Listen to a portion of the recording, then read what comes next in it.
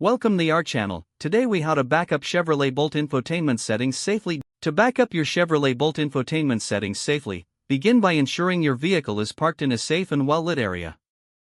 Turn on the ignition to activate the infotainment system. Once the system is awake, locate and press the settings icon on the touchscreen. Scroll through the options and select General Settings. In the General Settings menu, look for the Data Backup option. Select Data Backup to enter the backup settings. Here, you will have the choice to back up your preferences and settings. Make sure to connect a USB drive to the vehicle's USB port if required for the backup process. Follow on-screen prompts to start the backup process. The system will display a notification once the backup is complete. After the backup is confirmed, remove the USB drive safely from the USB port. You can store this USB drive in a secure location for future use.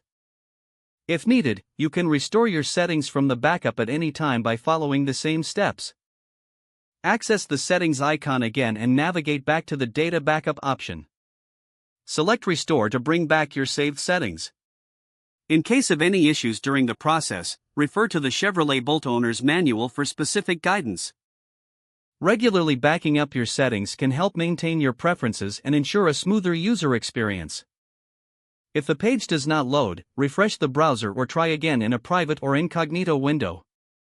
Make sure you are using the correct email address, then retype it carefully to avoid small typos. If your password is not accepted, use the reset option and create a new strong password you can remember.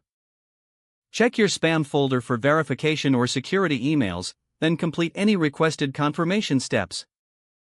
Enable two-factor authentication if available to improve account security and reduce unauthorized access risk. After signing in, review your profile details so your contact information and settings are accurate and current. If you see an error message, note it down and try again after restarting your device and internet connection. Log out when you finish, especially on shared devices, to keep your account and payment information secure.